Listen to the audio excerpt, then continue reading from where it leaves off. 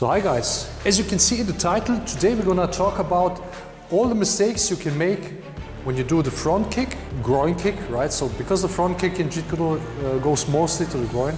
So let's start with the first one. Mistake number one. So, what was the mistake here? You're gonna see the most people doing this mistake, mostly beginners, so everybody who starts with Jeet Kune training and I show him the front kick, 99% of the time they're gonna do this mistake. And that's leaning back when you kick with the front kick, okay? When you kick with the front kick, when you lean back, the leaning back goes most of the times before the kick itself, and it's huge telegraph to the opponent, so he can react by either blocking or just going away. The other thing is, if you miss with the kick and you lean back, so you would follow up, then you have to lean forward again in order to punch, for example, like this.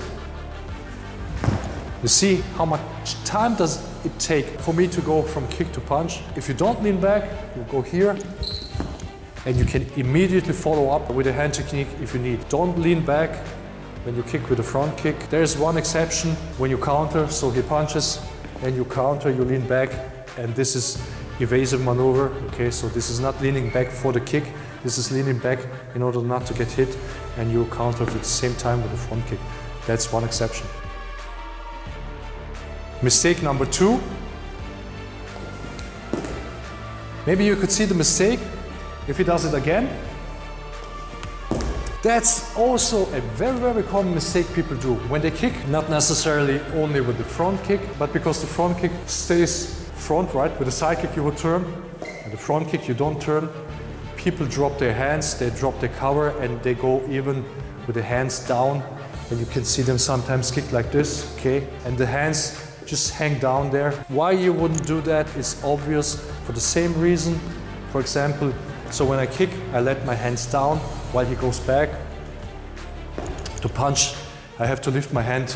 Okay, this is a huge telegraph. So in the second part, if he counters, he waits, he counters, and I have my hands here, okay?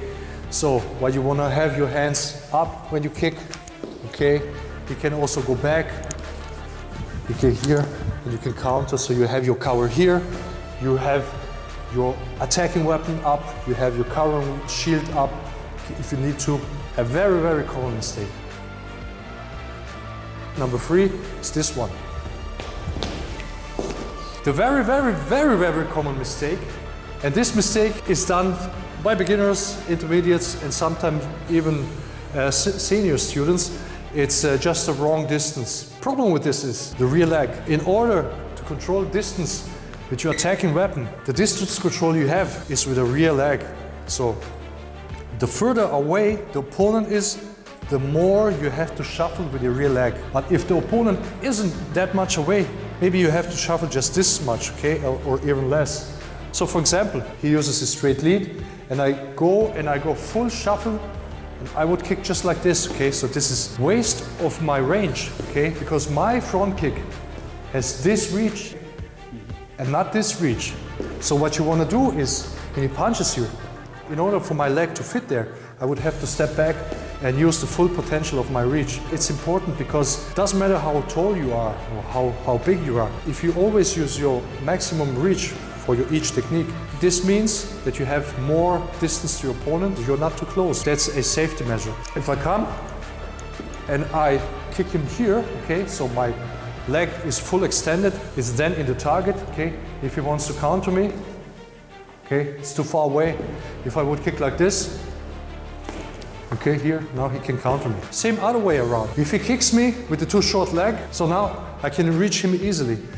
If he uses his full potential, okay, his maximum reach, it's also for me harder to reach him, even though I'm that much taller than him. Especially important for smaller guys. But for me, of course, I can use it as well. Okay, don't kick like this. Many people, they don't shuffle as much as they need. They just shuffle always the full distance. Very, very common mistake. So there are also exceptions. Also sometimes you can kick with a shorter leg, so not full extended. For example, if you get grabbed, okay, like this, for some reason you can't use this hand, maybe you have a broken finger or something, and you can kick, okay, then you can go like this. That's an exception. So you could even go backwards, and then you have Imagine he wants to punch you, right? So you go here. Then you can use the full extension of your technique, so it depends. But sometimes you can go like this when you are grabbed, okay? But if you're from on guard, okay, usually then you want to only get close just as much as you need. The common mistake, number 4. So what was the mistake here? So again, wrong, and now we're going to show it right.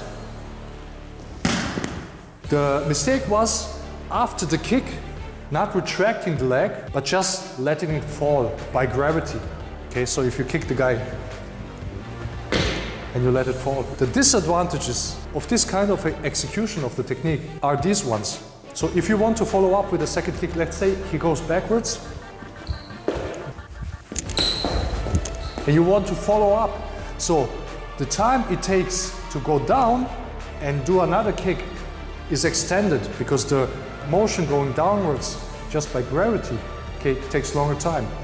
If you do it actively, okay, you go like here, you retract, you touch the ground, and you can kick second time very quickly. Same is if you follow up here, okay, you can do it faster than if you go here, okay. Extend actively your leg and retract actively your leg. Okay, so both ways, train both ways. So you can snap the kick. And the other thing is, it's far easier for the opponent to grab your leg. So if he just kicks and doesn't actively retract his leg, okay, you can right, catch the leg easily. Now you can bring it down, you can hear. But if he snaps, okay, even if I catch it, okay, it slips out. So he wants to grab my leg. Okay, so how easy it is if I just want to let it fall. If you snap, okay, it's almost impossible. And that mistake you can see even professional fighters. And then they get grabbed and they get grappled. They always want to go through the target but never go backwards. Their kicks are too long in the motion, either going too long through or just they let them just fall. And then they can just get grabbed. You can see even this, okay, here, and then they just let the leg fall. Don't do this, snap the leg even if you go here. So then you can go from the kick to step much faster if you want to follow up with hand or even with kick. So guys, that are the 4 most common mistakes people do with the front leg. Thanks for watching. See you next time.